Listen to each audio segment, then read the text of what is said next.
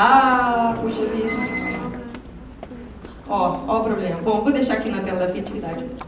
E eu fiz uma pesquisa com o cinema 4D, e nós levamos lá para o ABCIB, que é um congresso que tem em São Paulo, para mostrar os efeitos do cinema 4D. Tá? O cinema 4D é uma câmera de 20 metros quadrados, e aí tem uma entrada, uma saída, na frente está a tela, e aqui atrás tem 8 cadeiras em cima de uma plataforma móvel. Tá? E você senta ali e você vai brincando com aquelas cadeiras, você se segura e tal. E quando o filme começa, você não se preocupa muito com a narrativa. A narrativa não é a mais importante. O cinema 4D, a proposta do cinema 4D é a mesma proposta do primeiro cinema, aquele cinema que foi até 1908, que era um cinema de sensações.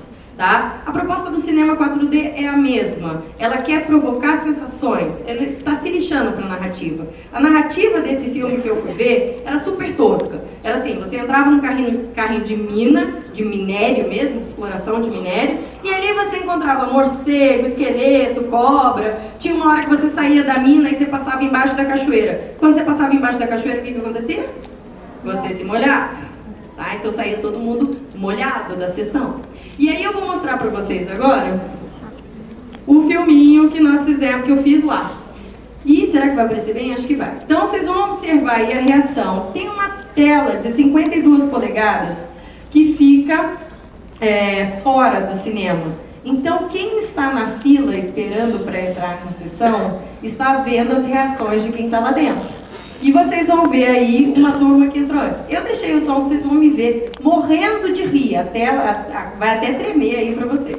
Mas vocês vão dar... Observe aí o pessoal, o cara morre de medo, pega o menino no colo. Vai ver. Roberto.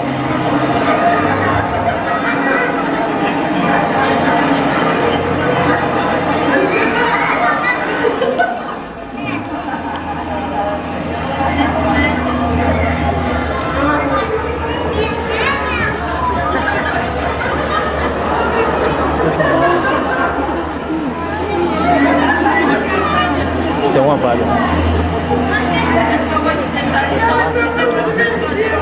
Tem um lugar ali.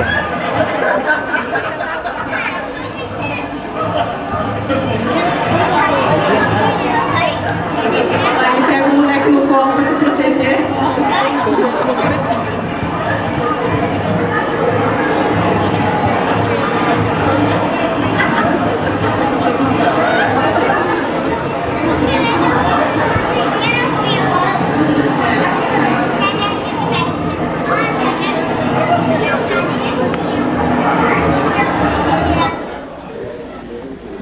Divertido, né? Agora você imagina a preocupação de quem vai entrar. Só que quando você entra, eu estava super preocupada, eu falei assim, nossa, vai ficar todo mundo me olhando lá fora, o que eu fizer aqui. Só que quando você entra, você põe aqueles óculos e esquece do mundo que estava fora.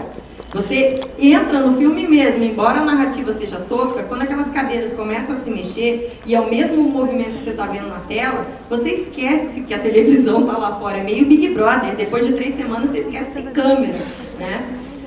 E o que acontece? A gente tem um repertório sensorial, nosso corpo tem um repertório sensorial. Quando a gente recebe um estímulo de alguma mídia, o nosso corpo vai procurar nesse acervo de respostas, desse repertório que ele tem sensorial, a melhor resposta. E se ela não é a melhor resposta? Como, por exemplo, o cinema 3D. Quando você sai de lá com dor de cabeça, não é a melhor resposta. Você não viu o filme do jeito que você queria, né?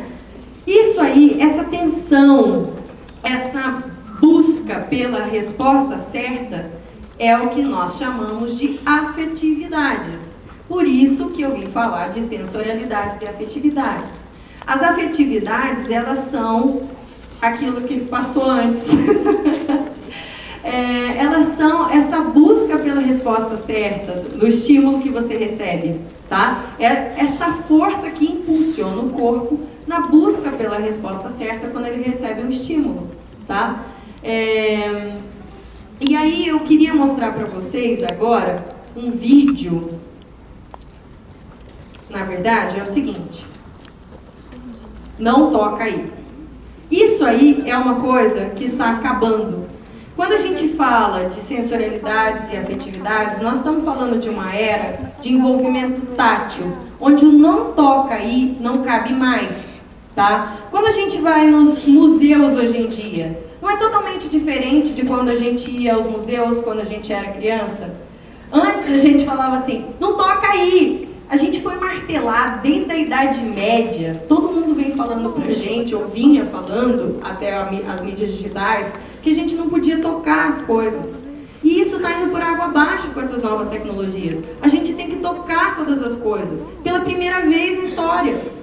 Tá? Quando você vai, por exemplo, no Itaú Cultural em São Paulo, que aliás até semana passada estava com o Hélio Oiticica, os penetráveis do Hélio Oiticica, que é uma instalação super legal, que reproduz o ambiente da favela da Mangueira. Então, como é que é isso? Você vai entrando, são pequenos cubículos, cada um deles tem uma proposta de textura diferente e de piso diferente. E você tem que andar descalço, você tem que deixar o seu sapato quando você chega lá. Então, num você tem lama, no outro você tem areia fofa, no outro você tem água, em outro você tem terra batida. E aí você vai levando um pouco dessa arte para o outro lugar. E a intenção é justamente essa. Que você interaja com a obra. Que você faça parte do que ele criou, do que ele inventou. A Lígia Clark, que é contemporânea do Hélio Oiticica, também tinha a mesma proposta de envolvimento sensorial na arte que o Hélio. Eles eram do movimento concretista. E ela tinha uma exibição que era roupa, corpo a roupa. E era bem legal, era um macacão branco, cheio de zíper, e você entrava na exibição, vestia o macacão, outra pessoa que você nunca viu na vida, parava de frente para você com o mesmo macacão, e você tinha que ir abrindo os zíperes e colocando a sua mão e descobrindo o que tinha dentro do macacão da outra pessoa, enquanto ela fazia isso com você. Uau! Mas aí elas achavam bexigas, cabelo, canecas, enfim, outras coisas do que a Lígia tinha proposto como obra de arte, tá?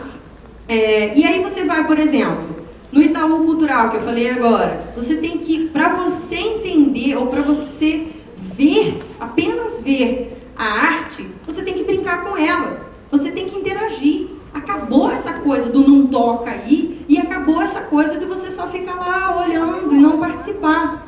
Quando você vê o Cirque du Soleil, por exemplo, o circo, por que o circo deixou de ser o circo e virou o Cirque du Soleil?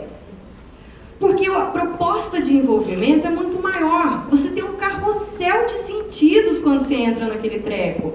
Ele mexe com a sua visualidade, ele mexe com a sua audibilidade, ele põe você dentro do espetáculo.